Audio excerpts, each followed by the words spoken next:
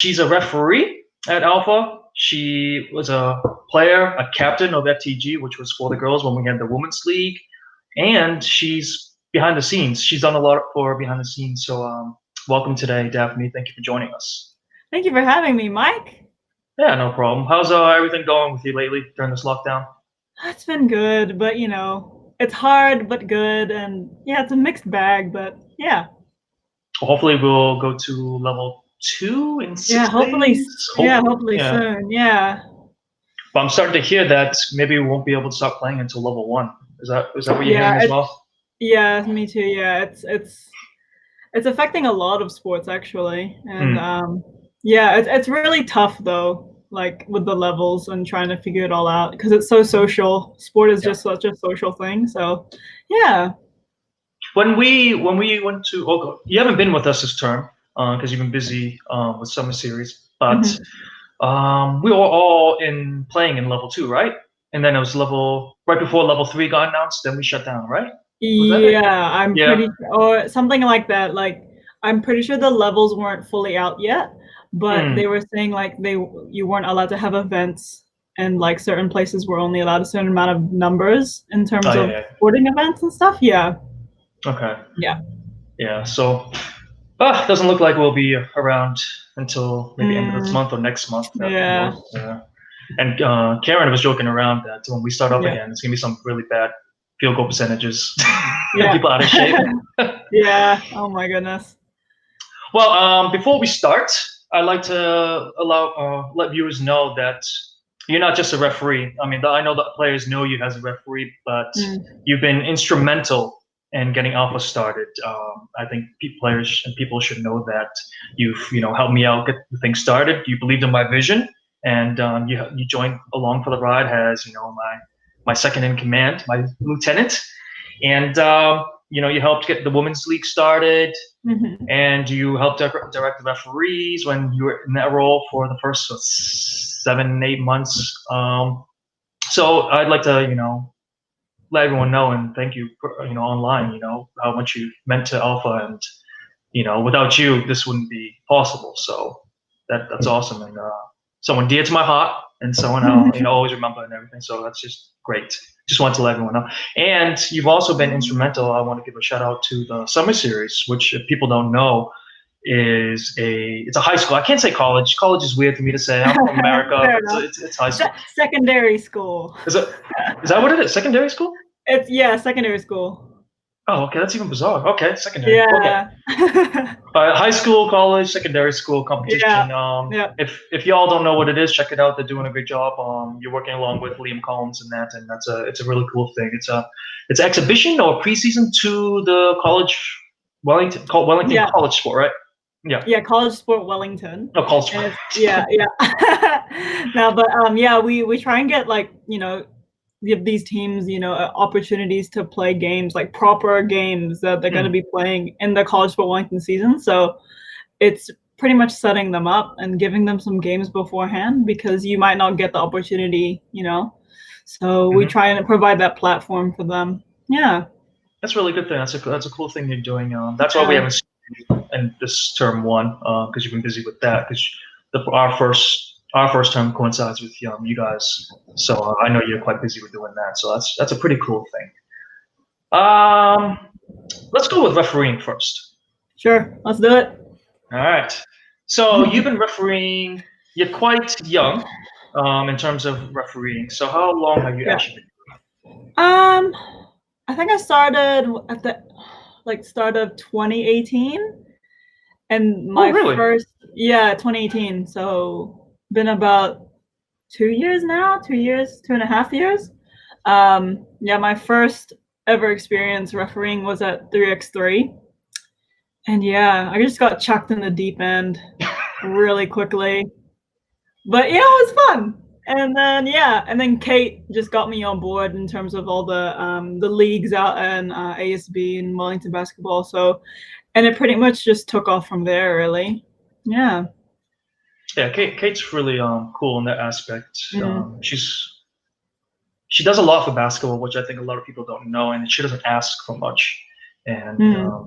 she has that passion for basketball, which is pretty cool. In terms of refereeing, why did you get into it? It's not an easy job, and and you know, in a lot of ways, it's also, you can say it's a thankless job, because you can do Mm. a really good game, but people will still complain, or still people will still find faults with what you did Yeah. wrong rather than what you did Yeah. right. So why referee? Well, I mean, in my college days, I was always very involved with like netball. And that was just more than just playing. It was also Mhm. being like an umpire and like coaching and just helping out as much as possible. So I kind of already had an idea of what it would feel like to be, on the other side of playing. Um, and yeah, I guess with refereeing, I developed this like love of basketball over time in the short months. And like I started off with score benching, and then watching all my mates like just refereeing and like dealing with players. It's pretty funny. And like Mhm. yeah, and then when Liam, he asked me to do 3x3, I was like, yeah, might as well, it'll be pretty cool. And then when Kate was like, "Oh, you did pretty well. Let's try you out on the Tuesday night leagues." And I was Mhm. pretty nervous, but I had so much support around me, and I think what made the transition really easy was like the people and Mhm. the community surrounding that. So I guess it was kind of easy for me to get into it because Mhm. yeah, people were just really supportive and everything, and no one forced me to do anything, and I just kind of developed this passion for it, I guess. Okay. And yeah, so it kind of just blossomed throughout time and throughout these relationships that I was building at the time. So Mhm. yeah. Is your background more of netball? Did you have any experience in basketball as a player, or was it just you did score benching and then it changed it? Yeah. So in college, like I grew up playing netball just all my life, really. And I guess I started playing. Well, I played basketball a little bit when I was younger, in Mhm. terms of like when I was like around 15, but netball always got in the way. So Okay. I never really actually got to play basketball properly. And then when I hit my seniors, like year 12 and 13 and stuff, like I've always been a basketball fan at that time. So it was just like trying to get out there and actually play. Mhm. Um, and then yeah, from basketball, it kind of had this flow-on effect, and I was like, it's such a different dynamic to netball in terms of formality and everything. I feel like basketball is just way like more laid back. It's somewhat more Really? disorganized. Yeah, no, basketball is like I just feel like it's just more laid back kind of thing, because it's obvious back then like it wasn't as big in terms of what it is now. Like Mhm. if we look at the numbers for netball and basketball. Basketball is like right behind netball in terms of that number one spot. So Oh, it's really interesting to say. have they both displaced rugby? Yeah, Oh, really? Oh, okay. yeah. I'm pretty sure netball. Yeah, I'm pretty sure netball is number one.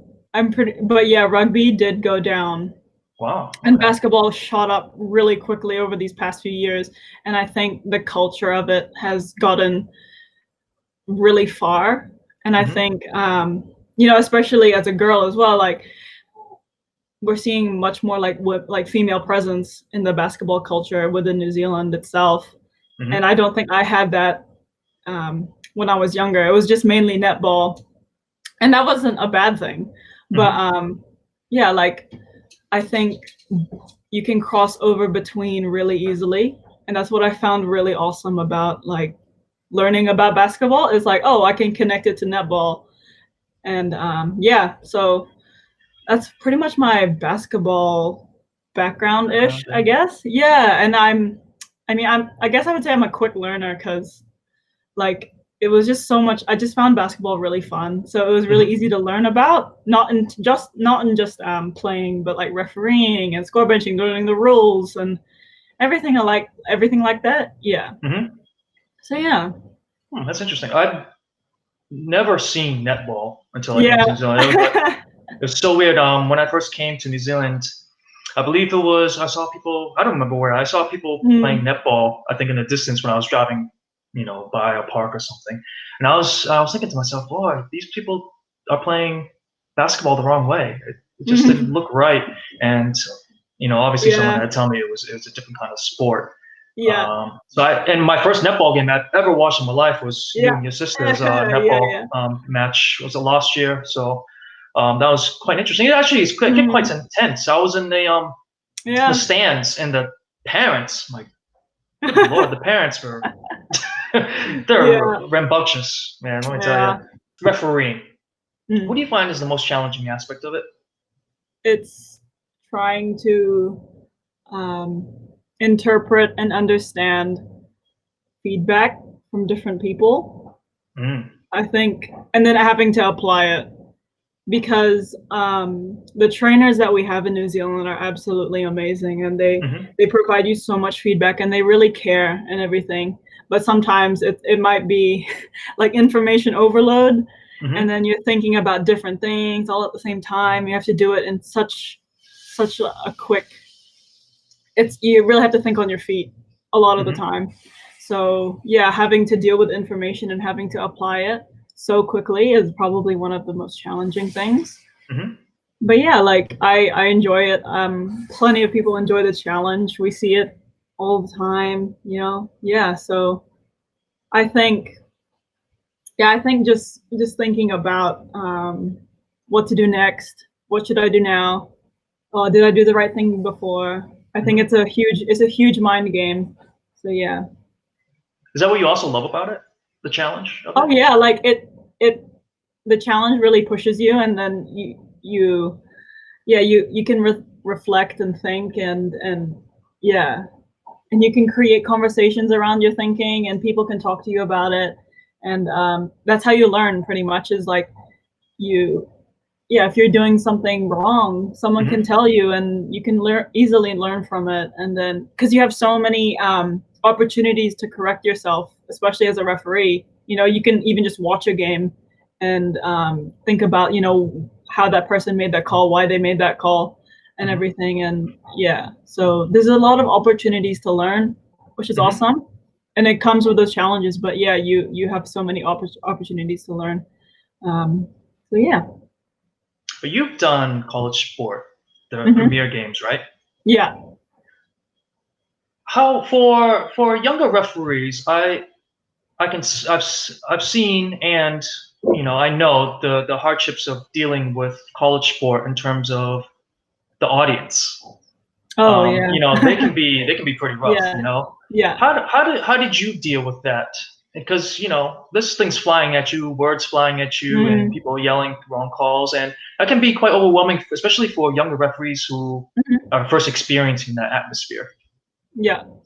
I remember it was probably my first year refereeing, and I was doing this game, and yeah, there was this I think this lady, she was just yelling at me the whole time, and and it got to a point where I was just like, oh my god, I'm so angry, like it's affecting me pretty badly. So I talked to my partner, and like my partner and I were talking about it. He was so helpful, and he was like, "Hey, I'll take this side next. You can take this side." And um, yeah, like having a support system around you where they can Hmm. absolutely help you out makes it totally better. Because I think last year I don't know who it was, but we have like a court controller or something, someone who Hmm. yeah, controls the floor. And if we have like us as referees, if we have any problems with any like audience member, we can just Hmm. tell them, and they can have a chat with them, chat with the heckler or something, and they can That's great. just sort it out. Yeah. um yeah, I don't think I had it wasn't too bad last year. It was just mainly from coaches, and you can talk to coaches really easily. So yeah, I mean, last year I didn't get too much from like audience members. But then again, it's as a referee, you just kind of have to think like, you know what you're doing, Hmm. and just reminding yourself that you're the person that's controlling the game pretty much. So you should know what you're doing, and your Hmm. partner's always there to support you as well. So That's great. just to utilize that support system around you first, rather than trying to get um, get these people inside your head and everything. Yeah. It's just like, yeah, remembering like, hey, we're a team. I always got you, you know? So Yeah. I guess for young referees, they should kind of look towards their partner. And if their partner doesn't know, then use the other people around you who are there to help you. So yeah. How important is it to know when a junior ref is ready to be put into atmosphere? Because I've seen in the past where junior referees have been thrown into the deep end, and that can Yeah. be quite detrimental if they're not ready for it, eh? Yeah. I mean, it's tough because there is a shortage of referees, and sometimes we do need to make that decision of like, hey, maybe you could try this game out. So I think if you are going to put out a younger referee on a game, always pair them with a senior referee. Always pair them with someone who's done it for a long time and who can actually lead and support that younger referee, because I know how it feels. It's really hard and it's scary and everything. So yeah, just having someone there to actually be like, hey, this is really tough, and then having someone to say to them like, it's all right, like I'm here to help you, and building that relationship, because it's a whole team effort, really. Yeah. Just as much as players on a team, we're just the same. We're a team who, we have to support each other and do our job as well. So yeah. Feel the state of refereeing in Wellington is at the moment in 2020? I think the group that we have in terms of young talent is actually we've got a handful of people here who are very who are good, who are great, and I think we have people like Kate who can always support us and everything, and obviously like people like Sampan and Callum, they're obviously up there and everything, and it's nice to have a role model and kind of see people who are from Wellington and being successful within that referee pathway. It's nice to see, and it's awesome to also like talk to them, and we can learn so much from them. And then also for the younger generation, we've got it's just like a flow-on effect in terms of like the different levels, like all the information and all the support just keeps going down and back up. So yeah, I mean, we've got a pretty good pool here in Wellington. I just think it's unfortunate because we don't have any games at the moment. So yeah, I mean, when basketball comes back, I'm sure everyone will be wanting to get some games. Some games, yeah. So it's going to be pretty exciting, and it's going to be pretty good. So the future looks pretty bright, and I think there are a lot of steps we can take in terms of us progressing forward and everything. So yeah. Have you been keeping up with your cardio in this lockdown? Oh, no. No? Okay. No, I'm kidding. I'm kidding. Do you feel Alpha is a tough league to referee at the moment? Yeah, I mean, from where we first started and then looking at it now, obviously I wasn't here for the first term, but I remember seeing like the scores and everything and being like, wow, like it's so much closer. And when I would catch up with Kate or something, like they would always tell me like how close the games are. So it's exciting. And I think compared to all the games that I refed in the previous seasons, it's really good basketball, and I think it's fun to be a part of.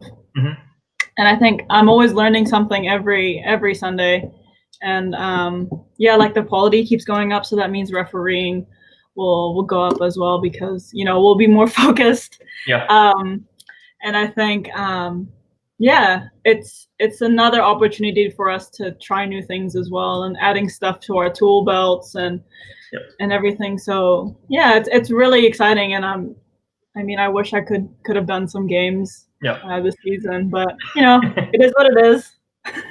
Well, you were instrumental, like I said earlier, in the formation of the Women's League, which unfortunately is not on at the moment. How did you feel overall that league went for the one term that was on? I really enjoyed it.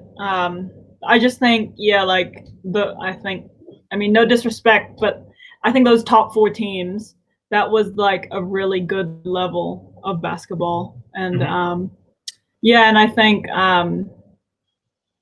in terms of, I mean, it was a bit hard sometimes because people were so in and out most of the season Yeah. in terms of like players and everything. So it was a bit hard, but I think when the teams had full rosters, if they had full rosters on the day, it was really good matchups and everything. And I know that my team really the experience because of like all the video work and the stats and all the write-ups and everything. Like the whole experience of alpha was really awesome for them, because I'm sure that most of them actually haven't actually had stats for a season, even in like Really? just an off season kind of thing. So yeah, I think overall it was so much fun. I enjoyed it. And yeah, like I was pretty disappointed that we couldn't go on, because I felt like my team, we could have come back, but it is what it is.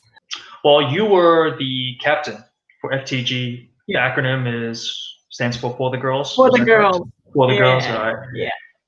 How did you feel your season went? You guys went, I think it was a 6-game regular season, so you went 4-2 in the regular season, and then you made it to the semifinals where you lost to Nati Rakawa. Overall, how did you feel the season for FTG? Because you guys were one of the favorites, but it just felt like it felt short of your goal. Can you just expound on this, on the total season? I just think in terms of recruitment, I thought our team on paper was really good, and I just think that was the first game we all played together, and I think Luye mentioned that she was like, this is the first time we've all played together like properly, and I was like, oh, okay, yeah. And then I just felt like we needed more time to gel in terms of team. And but we were really lucky to play against such good teams, like Ngati Dokawa playing against like WC players, which is awesome. So, and I was really fortunate to have all these girls come on board and really be keen to play. So, but in terms of our season, I had fun. I'm sure lots of girls, all of them had fun. Oh, genius! This is behind you.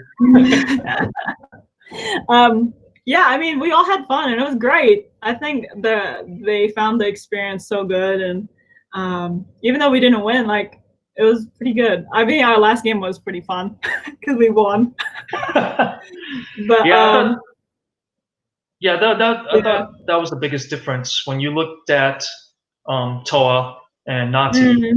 They gelled. They had that experience together, and you could tell there was a big difference between you guys and them. And that in basketball, that makes a huge difference. And I think that's the beauty, and also the heartbreak of basketball is you can put all talent together, but it doesn't mean it's going to come together and gel and become a good team.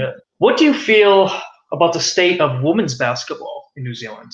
But I think from where it was before, there's been a huge boom in terms of especially secondary school players. I feel like the media coverage is getting much better. But we still have a long way to go. I feel like in terms of it was good for the NBL to combine the women's league into it instead of just the women's league just being its own thing. I think combining the two and giving it that same kind of level is really awesome to see. And I just think we need a bit more presence, I think.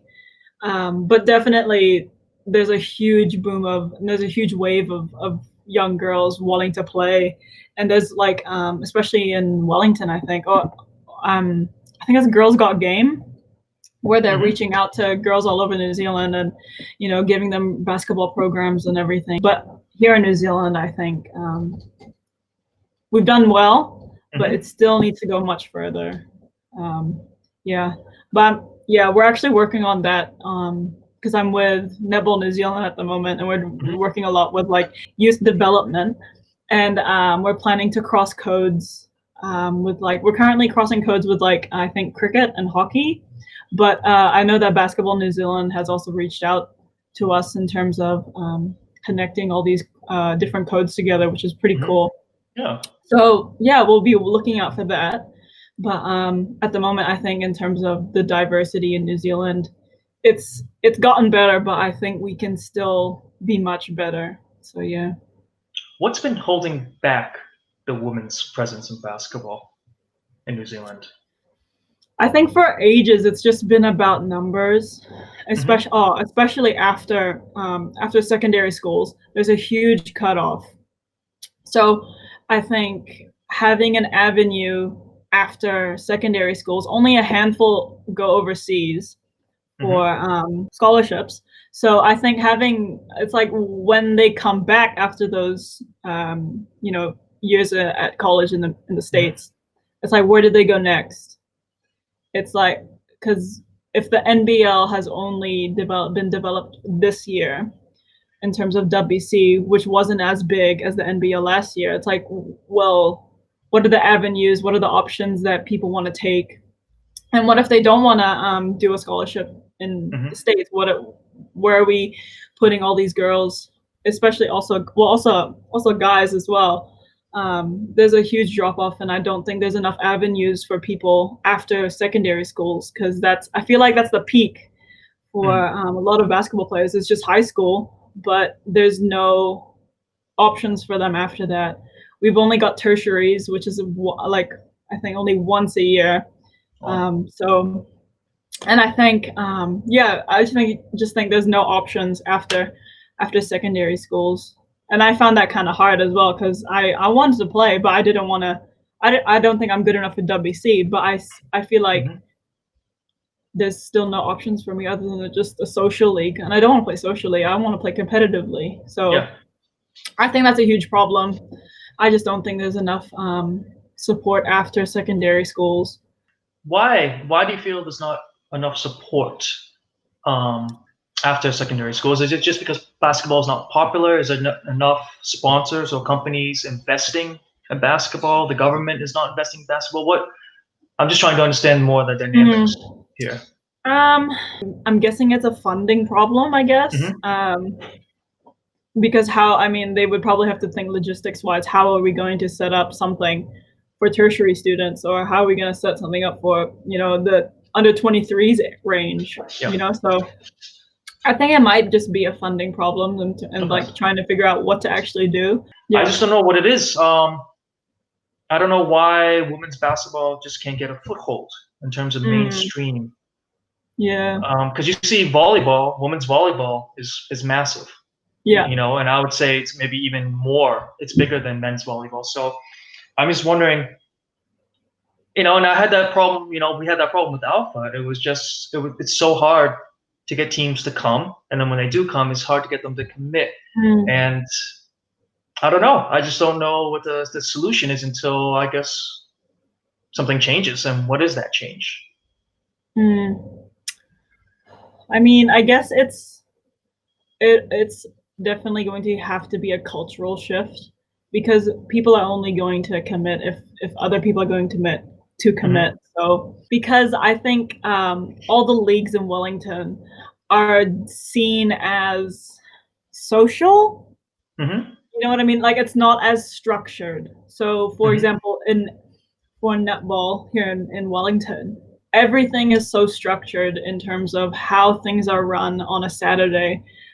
And then it has this competitive nature around it and not just social. And that's Hmm. what um, I think that's what needs to change in Wellington specifically. I think our leagues should be seen as, another level down from NBL. We need to have something like that. I think it needs to be a cultural change. We need to switch that mentality of these leagues are, very competitive and we want things to be structured. We want things to be organized.